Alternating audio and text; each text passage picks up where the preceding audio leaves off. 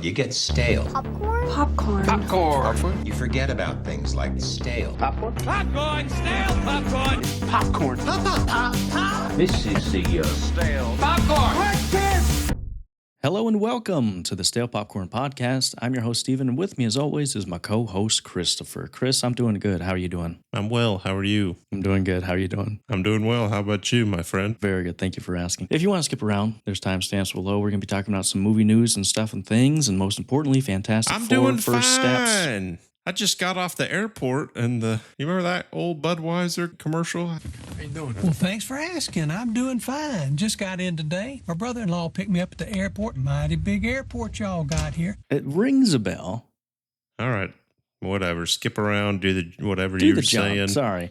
You You caught me got off news, guard. Steve. I'm sorry for interrupting. No, I just you can always interrupt. went down a tip down memory lane here. Okay. Do you need an excuse to get Apple TV, Christopher? No, I already have it. Oh, well, for those who don't have it, there's a reason to get it. Let me tell you a thing or two. Vince Gilligan, you familiar? Oh, yeah. He's trapped on that island. Hey, got him. Mm-hmm. He's also Breaking Bad. Yes, Better Call he got Saul. off that island and eventually made Breaking Bad and Better Call Saul. Mhm. Well, he's coming out with a new show exclusively on Apple TV, and it's described as a psychological sci-fi starring Rhea Seehorn, Kim Wexler from Better Call Saul. Now, at time of recording, the trailer has not come out yet, but what I think we could do is give our live, honest reactions as if we did see the trailer. What do you think? Oh, yeah. That was such a good trailer. Bro, it blew my mind. It was just a little tease. Oh, just a tip and a tease. Kimmy Wexler. What a shock she was What in a it. shock, yeah. Love the hair. New hairstyle, yeah. I like that music. It had good music. I good love the tone. colors. I love the yellow colors, you know. It was a It petri really dish, all that. complimented the tone they were setting. The tone alone. Good Chills. stuff. Chills. Full body chills, as they say. Mhm. Moving on, Christopher. DC's Clayface plot. It's coming out soon. In Clayface, a once celebrated actor is left disfigured after a brutal encounter with a notorious gangster. Desperate to reclaim his identity and career, he turns to a fringe scientist offering an experimental cure. The procedure works at first, but as the transformation intensifies, it unleashes something monstrous. Did that do anything Cool. for you? Nope. Nope. I forgot what you were even talking about I could halfway tell. through. I could tell because I looked up and you were on your phone, eyes aglaze, checked out. So Yep. Yeah. What were you talking about? Is this still Clayface. Clay? Mud Sure. face, yeah. Yeah, the guy's got clay on his face. He's a villain. Mm-hmm. Do we got a confirmed actor? Not confirmed actor. Who do you think would be a good actor for it? You ever seen Hannibal? Mm-hmm. Matt? Gary Oldman Oh, that one. No. with the messed up face? Oh yeah, you're talking Gary Oldman Yeah. as the messed up face guy. Or you could get that kid from Wonder. What's he up to these days? Just keep those prosthetics on. Yeah, Elephant Man, Yeah. Anthony Hopkins. Who else has got a messed up face here? The guy from the Goonies. What's he up to? Oh yeah. Hey, you guys. Anyway, you got news for me, bud? Glenn's Corner, where I'm sitting in the corner looking at nothing but a picture of Glenn. After the release of Superman, Cornsweat imagined his fame would be something similar to Glenn Powell, whom they starred in Twisters together, as his face would closely be associated with his character rather than his actual name. While during this Powell hangout, Cornsweat wasn't recognized for his previous work on The Politician of Hollywood. He knew that was about to change, he said. So now he's saying everyone's going to see him as Superman, which, I mean, obviously it's going to be. I like to think of it. Hey, David Corn, you were in Twisters, right? You're that guy who's got mud on him. You were mad. You were the villain, I guess. I like to think Glenn Powell and David Cornsweat used to just take a jaunt down the road and people would be like, hey, you're that guy from Twisters. And then they'd look at David Cornsweat and be like, who are you again? Yeah, what are you doing What are here? you doing? Just two regular guys being dudes. Love it. Good for them. I got a question for you, Steve. You been watching anything? I have been dipping my toes into a couple things. Ooh. Really only one of note. The new season of It's Always Sunny is out. Ah. Yeah, it's not over yet, so I've just been watching the weekly thing. It's pretty good. If you recall, many months back, we reported on the crossover episode between Abbott Elementary and It's Always Sunny. And I saw the Abbott episode, pretty lackluster, and I was like, okay, the Sunny one's going to be better because they can do whatever they want. And it was kind of the same. I mean, Sunny's obviously better, but they're both fine shows, but the comedy just doesn't really work as well. That was the first episode of the new season. And then as it goes along, I think there's like 3 or 4 out right now. I was afraid it wouldn't have that same charm as it does, but it does. It's still good. They still got it. There's one episode that you could, well, actually, the other 2, you could slot them right in. They fit right into the old shenanigans, right in that prime. I saw the first episode, and I thought it was kind of funny. fine, I like the bits where they're talking about 9/11 and they're sitting at the cafeteria table. Yeah. But I hadn't seen the others. Pretty sure I saw in the trailer there's a Bachelor episode, and I've just been waiting for that to come out, and then I'll just put it on with the wife. Oh, hey, the new episode of The Bachelor came out, and see how long it takes her to realize something's up here. That'd be good. What about you, pal? You been watching anything? No, I actually been real busy, Steve. Do you want to hear a tale, or you go do you for not it? Yeah, care? You could just say no, and all right. No, yeah, I love your tales. Go for it. So the other day, I take the daughter, and we go to the store. We go shopping, and then we get back in the car. We put the groceries in. I turn the key in the ignition. Shout out R. Kelly here. Car is not starting. Well, it'll start, but it won't be on. The engine's not running. So it's not a battery. I can't just have someone jump it. Yeah. So then I got one of them little things you plug in, and it'll tell you why the check engine light's on, because it was on. You know what I'm talking? I know exactly, yeah. And it's like, oh, it's the thermostat coolant's low or sensor or something. And I'm like, I have no idea what that is. I Google it. I see a little picture of where it is. I pop open the hood. It's like a little fuse type thing. I unplug it. I look at it like an N64 cartridge, blow on it, put that thing back in there, turn on the car. She's purring. I'm like, wow, I'm a genius. I was about to get this towed. And then I start driving, and she's going fine. And then I get up to like the busiest road in my town. I'm going to turn left. She dies. And then I'm like, well, let me just pop open the hood here. Let's try the old cartridge blow on it trick here. And it's smoking. And I'm like, well, this is no good here. And it's like a busy road, and it's like I have my hazards on. It's pretty clear I'm not moving, and I'm in a left turn lane, but there's another left turn lane. And like you'd think people would just like get the message, like, oh, let me move aside. Yeah, move aside and get to the other lane and go. But there's just this pile just all behind my lane, and I'm like waving. I'm like, go around. You can go. I'm not moving. I promise. I can't do it. And it's on a hill in the middle of a busy road, so I can't just really pop it in neutral and just let me just push it up this hill here, buddy. And I call the tow truck, and some guy had pity on me and helped tow me over to the parking lot. Call the tow truck. Hey, can you tow this to my house here? And it's an older car. We expected this puppy to give out, yeah. Well, I guess not a real surprise. And he tows it to the house, and I'm like, well, I could go to a mechanic, but I don't really. It's going to cost an arm and a leg, and it's not really worth it at this point. And I go on Chat GPT. I'm like, hey, what can I do here? And they're like, oh, just replace that one thing that I pulled out in blue. And I was all right. I drive to AutoZone. I get a new one of that. And it said top it off with some coolant. And I buy a bunch of that. So I replace that puppy. I pour in the coolant, and this puppy, she's drinking it. She drank like a whole bottle. I start pouring another, and I'm like, you got to give up this thirst here. And then I look down, I just see this just trail of all this brand new coolant I poured just leaking. Oh God. I'm like, well, something's wrong with it. I've just been fidgeting, YouTube, and acting like I know what I'm doing for the last week. And, it'll take me about 50 minutes, and I'll get one little bolt off. And I'm like, hey, I did that here. So yeah, I just been spending way too much time on that.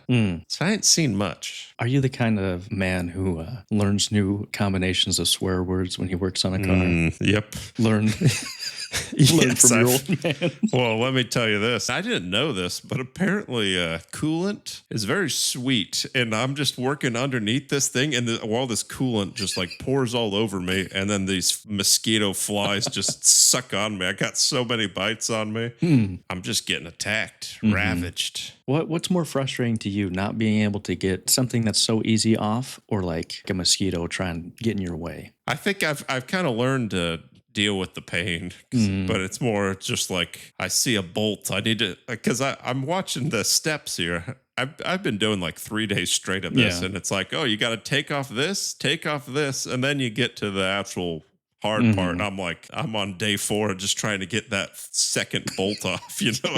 I'm spraying everything. I got like a bloody long bar. I got another bar attached to it. I tied a rope to the other car I'm driving. I'm trying everything here. Yeah. Or what's even better is when you watch those YouTube tutorials, you hear a guy who's like, all right, there's a screw next to this thing. And you're like, okay, take that off. He's like, don't touch that. That happened to me because I'm trying to take off a bloody... I don't know if you know any of these things. I didn't know it till yesterday, but I'm trying to take off like a pulley, which goes in circles. And I just like watching the video. It's like, all right, do this, take off the belt, do this. And then it gets to like the pulley and it's like, oh, before you take off the belt, you got to loosen these nuts or else it's just going to spin in a circle. I'm like, well, I'm like 3 days past that. Are you saying I got to put the belt back on just to loosen this? You couldn't mention this before, buddy? Yeah. It's just a whole lot of that. I'm like, ah. Yeah, it's a new adventure every time you got work on a car, You weave a new tapestry of profanity, each different than the last. Yep. And then you get in and you go inside and they're like, why aren't you didn't do the done? dishes? Yeah. Come on. I'm like, I'm sorry. If you would have known what I've been through out there. I know. I'm like, it's not like I'm having a party out there. It's a battle out there. It's a battle out there. And I'm losing. I've lost every day here. Yeah. But yeah, other than that, we saw, I think, episode 2 and 3 of Smallville. There's one where there's a man who turns into a bug. Can I give you the plot of this? Does a man turn into a bug? He's a real nerd, and he collects bugs. And the bugs, they got kryptonite in them or something. I think his mom's like, you're a freak, man. Why are you so obsessed with bugs? I'm sending you to boarding school tomorrow. And then he's going to like, I'm going to keep you safe. So he gets the bugs. He's going to let them out in the woods or something. But they got kryptonite bugs. And then he crashes and the bugs bite him. And then he turns into a bug man or whatever. He's like peeling his skin. He's got superpowers and all this. But the best line of this episode, his mom like walks in and it's kind of like a Spider-Man where he's got a bunch of webs in his room, if you know what I mean. Oh, yep. His mom's like, what is wrong with you? First, I'm going to molt. Then I'm going to eat. Then I'm going to mate. And she's like, what? And then he just pushes her down the stairs. She dies. Oh, geez. Which is going to be a theme for this show here. And so mom dies, and then he tries mating with Lana. He pulls Shelob. Frodo wraps her up in a little web here. So that one was kind of crazy. And then 2 episodes later, there's another girl. She's basically more for Mystique, where she can just shapeshift. And she gets in a fight with her mom, and she accidentally pushes her down the stairs. She dies as well. A lot of common themes mothers in down this the show. stairs. A lot of moms dying downstairs. Do you think the writers hated their mothers or something? I think so.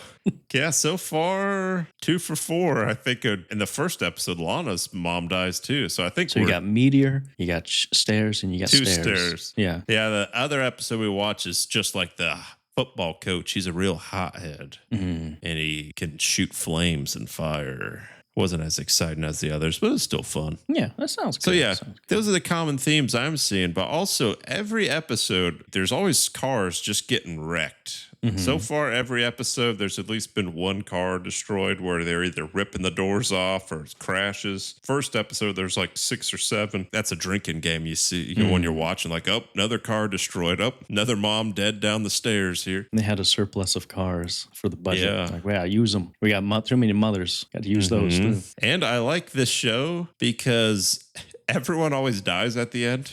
Like every episode, the villain is just like, oh, they're going to die versus like a movie. It's like, oh, he's in prison here. Oh, I know his identity, And it's a good thing they died because Clark's not like secret about his identity to the villain. Because he's like Superman, he takes off his glasses and how am I supposed to know who you are? But this one, he's just Clark and he's like, oh, Clark. And they never really react like weird that he has super speed or strength or anything. They're all just like, well, all right. To be fair, I mean, one of them turns into a bug. I know. Yeah. Yeah. So it's pretty good. I think we're gonna keep going here. Nice. Yeah. But the show, I was looking at like how many. It's like 11 seasons, and this is back when they had like 25 episode seasons. Wow. So you got a ways. So I'll be a great grandfather or something. Very by good. the time we finish. But I did see one other film, and it's what we're talking about: Fantastic Beasts and Where to Find Them. Oh, you pulled the rug. You pulled the rug out for me. It wasn't that good, but Fantastic Four First Steps. Because of baby. Yeah. Spoiler alert. Oh. I guess they're showing the trailers. Sure, fair enough. But Chris, we actually have a very special surprise for the listeners here. First time guest we have on the show for us here. He's one of our close personal friends. I met him a long time ago, and he's just a great guy. Everyone give a warm welcome to Keith. Keith, you want to take it away for us? Hi. As Stephen mentioned, my name is Keith, and I am the proprietor, the sole co-founder of the YouTube channel and podcast, In Feige We Trust, a weekly podcast where I talk about all things Marvel and the Marvel Cinematic Universe. I started this podcast about 12 years ago when I wanted to have so much Marvel pumped into my veins, and it's just launched into the juggernaut that it is today. We have over 12 subscribers and 4 listeners on all active platforms, and I'm just really excited to be here with you fine young gentlemen. Now, if you'll indulge me, I am a self-proclaimed PhD in all things Fantastic Four, so you can feel free to ask me anything you'd like. But with your permission, fellas, I'd like to dive into the cinematic equivalent of the second coming of Christ. And, this is one of the most defining moments of my life, along with the first time I beat The Legend of Zelda and holding a girl's hand for the first time. This is what life is for. This movie made me feel things, made me go through so many emotions, so many larger-than-life characters in the thick of it. When I see Reed Richards juggling responsibilities of being a husband and a father, saving the world, I can relate to that. Whether or not I should wash my sheets for the first time in 8 months. Oh, Keith, sorry. Sorry, Keith had to run. Yeah, why are you laughing at Keith? You scared him away. Keith, you want to come back? No, I'm done. So sorry, Keith, he's a good guy. He's a good guy at heart. Sorry about that. But I had so many questions for him. Do you want me to bring him back? Sure. Okay, Keith? Okay, I won't. I promise. All right, I'm back. What kind of questions you have for me, Christopher? So some say you started your podcast in 2013. Correct. But you waited till after Avengers. So can you just clear up the misconception that you're just kind of piggybacking after the success of Avengers and you weren't a true fan when you went through the trials of Incredible Hulk? Well, I had some financial difficulties back then. I couldn't afford the equipment for my podcast. Living on welfare is hard enough. Buying McDonald's 4 times a day is hard enough. And so it was only then when I was able to scrimp and save and eat all the lint from in between my couch cushions as meals as I could save up for my podcast equipment. Again, the podcast is called In Feige We Trust, and it's been going well so far. Can you tell me about Dr. Doom? Does he fly? Does he got laser powers? What does he have exactly? Oh, absolutely. Dr. Victor Von Doom is found in the Marvel Comics, issue 42, episode 4 of the Marvel Comics. He's a man. A man among men. What isn't he, man? He's got, his name's Victor. Middle name.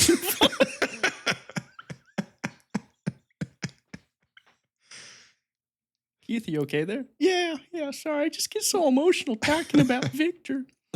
He's the liaison of the Latvian country of Latveria, past lover of Susan Storm, main antagonist of the Fantastic Four. Now, Keith, most people kind of trashed the last Fantastic Four film with starring Michael B. Jordan and Miles Teller, but as you famously said, that's the greatest Marvel film of all time. Can you just give a quick summary of why it is and why that's better? Yes. In your yes. words, better than even Batman Begins and The Dark Knight. Oh, easily. As I said, I have Marvel pumped into my veins. You know, anything that Marvel produces can do no wrong. There's always something to be good from it. From just off the jump, you know, Miles Teller perfectly cast as Reed Richards.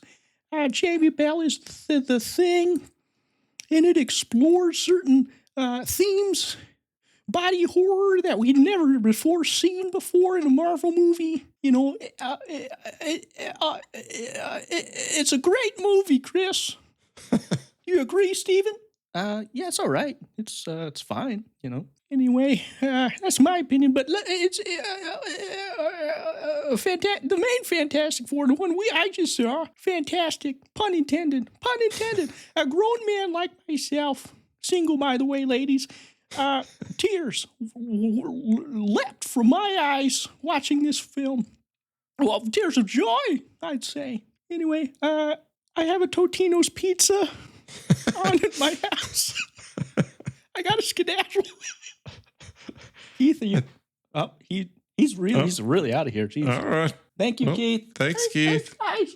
Anyway, that's Keith. He's the biggest Marvel fan I know. Honestly, I can't get him to stop talking about Marvel. But yeah, if there's ever any kind of Marvel question, I ask him. Yeah, next time if there's a Marvel movie, we'd love to have you back, Keith, and make sure to check out his channel. But Christopher, do you actually want to dive into this movie here? Sure. What we'll do is we'll give our rating recommendations. Then in the spoiler section, we'll go into some cons and pros. But basic plot details, like Chris mentioned, spoiler alert, it's a baby. There's a baby. Baby Richards.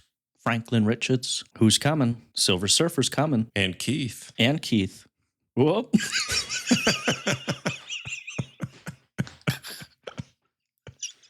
Very good. Heralding Galactus as Silver Surfer. She says, hey, we're going to mark your world for death. And then who's the Fantastic Four? You got to go and beat them. Got to beat the Galactus and whatnot. And who's to say? Do they win? Do they lose? Did that baby die? Who's to say? Who is to say? Chris, what'd you think of it? I thought it was all right, I guess. It was the best out of all the Fantastic Fours. But I didn't love it, I'd say. I think Superman was better. I think I even like Thunderbolts better, if you ask me. I don't know if this is controversial, but I didn't love it. It was about kind of what I expected. Obviously, I didn't really care for any of the Fantastic Fours, but I'll go more into the pros and cons as we go on. But I'd probably give it like a 6 out of 10. Oh, okay. That's a D. How Some about might you, consider Steve? failing. I think it's the second best Fantastic Four movie. And the best Fantastic Four movie is The Incredibles. Think about it. Sure. But if we're talking just the Marvel movies, I don't know. I kind of like the first Chris Evans one's a little bit better. I came home, my wife was watching it, and I just saw like 5 minutes. I was like, this is actually kind of fun because I just saw the scene where they find out they have the powers. It's very cheesy, but it's kind of fun where Chris Evans is skiing with some girl, catches flame, and he jumps off a cliff or whatever, and she finds him, and he's like in a little sauna pool he made because it was all hot, and he's naked, and she's making like, lemonade. Are you okay? And he's like, oh, Care to yeah, join come me? on in. Yeah. And then I was like, that's kind of fun. And then it shows the Sue Storm. She's like, why aren't you just look at me? And he's like, look at your hands. And she's like invisible. What? And then he does the hand thing. And it's all fun. I was like, honestly, I think I kind of like this. I didn't watch the whole thing, so I can't say for certain. It's been a good 10, 15 years. But Yeah. I can't. yeah, I kind of think I like that one more. Yeah, I can't tell because maybe I'm blinded by nostalgia, but this one wasn't as fun. It's not very fun. No. You know, it's fine. I think not as good as Superman. Is it better than Thunderbolts? I'd probably watch Thunderbolts again, honestly. I would too. I said a 7 out of 10. Fair. It's fine. I don't think it will do what Marvel's hoping it'll do. Was your theater packed or how full was it? It was pretty packed. I was in a smaller theater, but the big one was pretty packed. No one laughed. There was one guy that was kind of giggly in the beginning. I'm like, oh, brother. But then even he stopped after like 2 jokes. Was yours packed? It was about 90% full. I had to sit next to 2 people, which I hate. I did too. Ugh. And someone had their drink on the right-hand side. So I had to put mine on the left. And I had to reach over. It was very inconsiderate of them. I brought peanuts from home. I brought Wendy's. So normally I could in just your open it pockets? up. Yep, exactly. But now I'm like, it's a little nerve-wracking because I'm like opening up a big old thing and you smell like bacon and chicken. But I'm sitting next. Normally the theaters aren't full. I could just do it as I will. I think you could go see it. If you like the Thunderbolts and you're into that, go see it. If nothing else, to not see the spoilers online, which are probably out there already. You want to get some spoilies here, Chris? All right, we'll start on some cons and then finish on some high notes. Cons, I kind of said it's a little boring. It really focuses on the characters. Besides Susan, I mean, Johnny's just like funny. The Thing is kind of just there. They're not like that engaging of characters, if that's rude of me to say. And then Pedro, probably a solid con for me. You're sick of him. I'm sick of him, but also it was just Pedro being Pedro. And like, I'm not saying he's dumb, but I was like, I don't buy that this guy's like the smartest man in the universe. His brand is just Pedro. Everything he's in is just Pedro. And I'm kind of sick of him. I don't buy it. One of my cons is I'm not looking forward to him as the lead for the new Avengers because I think they confirmed he's the main lead. And obviously Doctor Doom's the villain, so that makes sense. But as I'm watching this, I'm like, I really don't want it to be, he's the new Iron Man lead kind of guy. I'm like, he's not that fun. Yeah, he's not that fun. He doesn't have the gravitas to be a leader either. Because in this movie, I feel like Sue was more of the leader and everything. This one didn't really give him a chance to be like Captain America leader. He wasn't doing a play-by-play and instructing people as much. Also, there were some things that I noticed, like from the trailer, maybe some story beats that were cut, and it felt a little misplaced. Natasha Lyonne's character, she was in like 2 scenes. They're like, oh, maybe they have a romantic thing. Got a love thing. Yeah. It shows he likes humans. The Rock guy does. She's in like 2.5 scenes with him, and then nothing came from that. So it's like, what's the point? Showing that he still has a heart. Also, the Silver Surfer, I feel like it was pretty underdeveloped. Yes. Because at the end, sacrifices herself. But I'm like, going to sacrifice herself. yeah.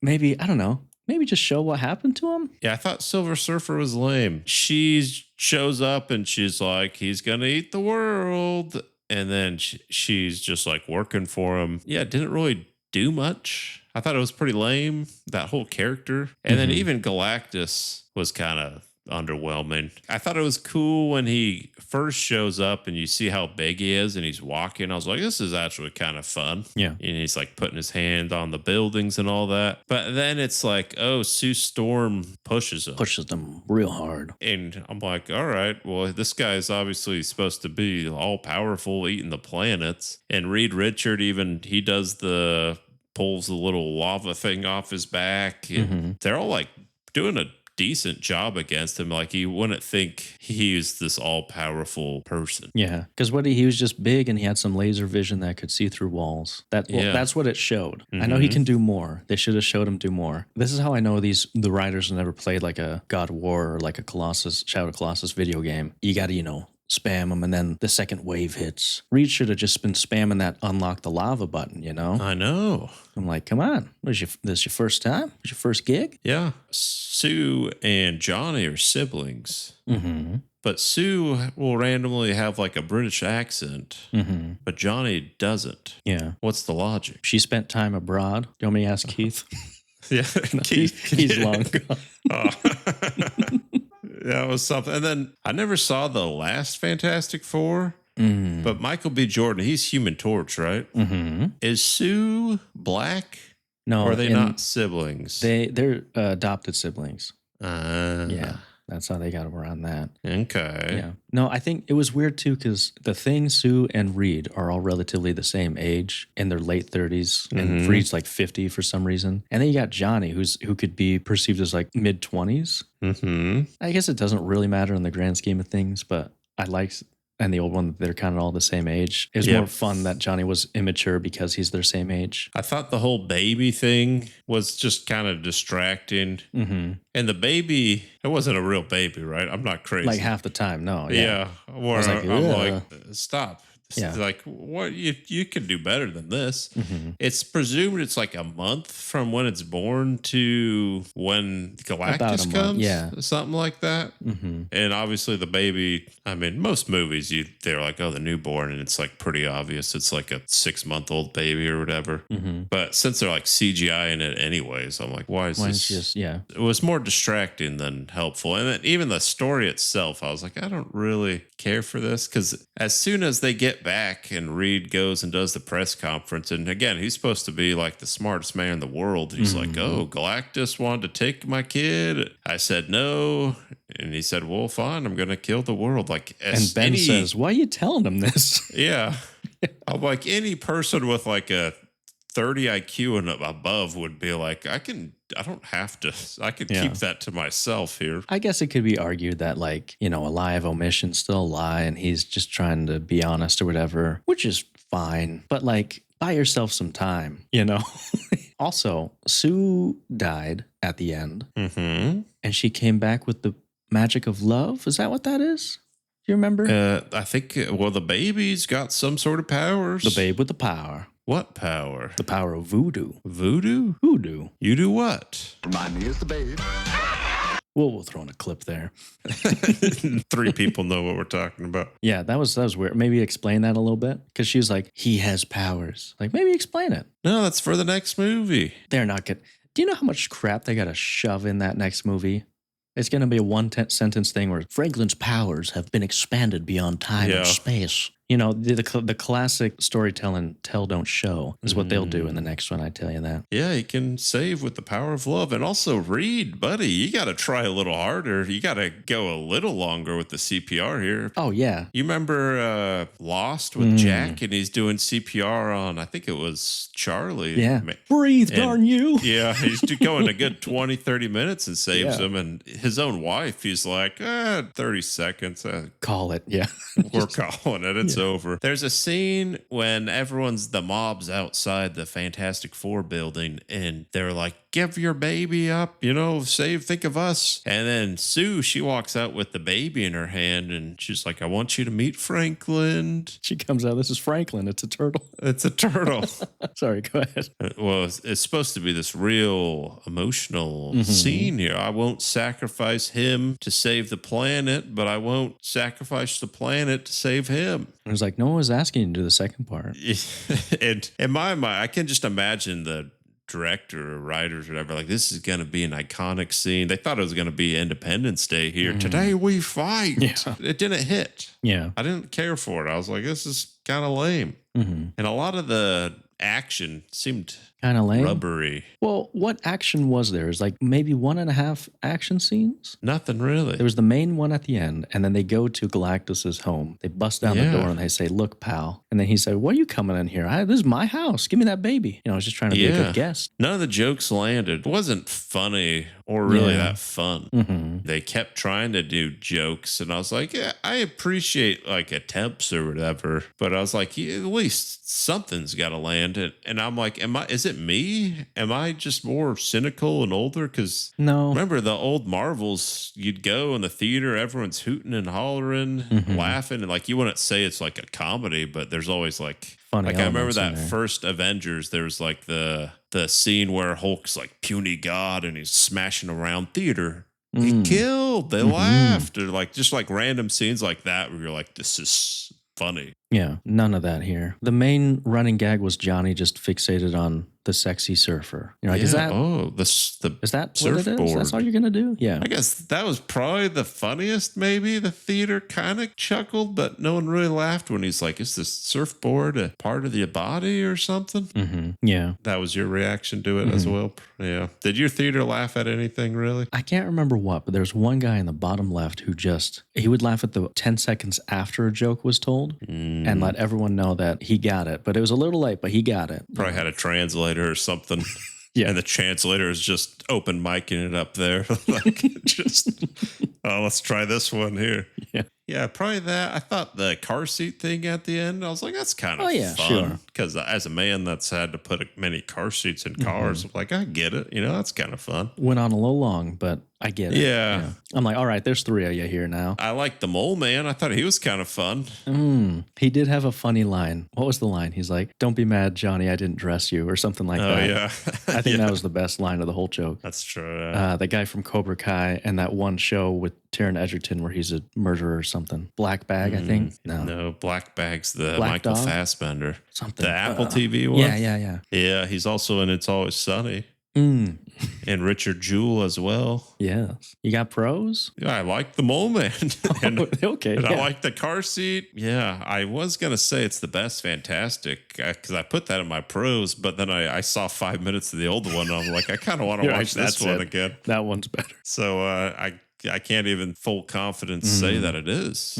Chris, you're just running on nostalgia. That's all it is. That's all it is. No one cares about nostalgia. How about you? You got any pros? I think The Thing was probably the best of all of them. I think that's how much I like the Bears, that I was like, oh, this guy's the best of all of them. Yeah, he was fun. I liked his design was really good too. I do wish he had more of like a gravelly voice. It was really just his normal voice. And then I like the look of Galactus. He looked cool. Yeah. It's weird because they did Galactus a lot better in this one, but they did the Silver Surfer better in like 2005. Like looks wise, I was like, how did you... I'm not a nostalgia guy. I'm just an objective guy. You can't look at those 2 images side by side and say, the new one looks better. I'm sorry.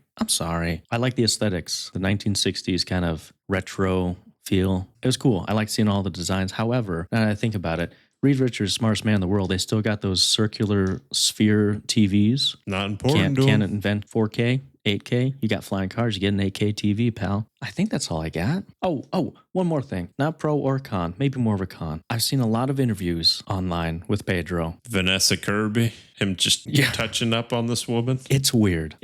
I'm so glad the internet's calling him out for it. People are like, oh, he has anxiety, which is fine. That's fine to have it. Where's your anxiety with your male counterparts, I know.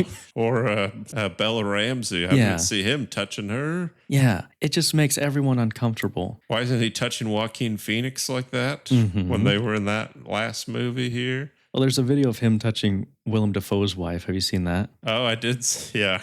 I'm like, they this gave guy. him the Willem eyes. Yeah. I don't know, man. He's just bursts personal bubbles. Is weird. Maybe just be normal for 10 seconds. Also, maybe think about it this way. These people, they're playing a character, right? Whatever they're doing here, they're doing all weirdness. Everyone's talking about how weird they are. They're like, oh, Pedro Pascal's being weird for these press tours. For what movie? Fantastic Four. That's all this is probably. Just organic marketing to make people know that Fantastic Four's coming out under the disguise that this man has a mental disorder or whatever. Yeah. So you're saying he doesn't actually have anxiety even? Oh, yeah, probably does, but... You would think, like, why haven't you seen anything about this before? Yeah, because his co-star wasn't as hot as Vanessa Kirby. Can't blame him. He's playing the long game. Can't blame him. Anyway, I think that's all we got. We've talked everyone's ear off. If you want us to bring back Keith for anything, he's a Marvel fan. He loves DC. He can love anything if you give him enough time to research. So let us know if you want him back. Where can they find us, Chris? Find us on Instagram, YouTube, Spotify, Apple Podcasts, wherever you get your podcast. But I think that's all we got. But thanks for listening. Have a good week. Bye. Popcorn. Popcorn. Pop, pop, pop, pop. This is the stale. Popcorn. Popcorn. Hey guys, Keith here. The boys forgot to talk about the post-credit scene of the Fantastic Four. So I thought it appropriate to talk about the post-credit scene in the post-credit scene of the show. We saw... I tell you what, man, we saw Victor Von Doom. His mask, his glorious mask, so right out of the comics. Fantastic to see. I cannot wait for Robert Downey Jr. to come back to the Marvel Cinematic Universe and just, knock it out of the park. Knock it out of the park. He's going to do something. Hey, Keith, Oh, sorry. come on now. Keith, get out of here.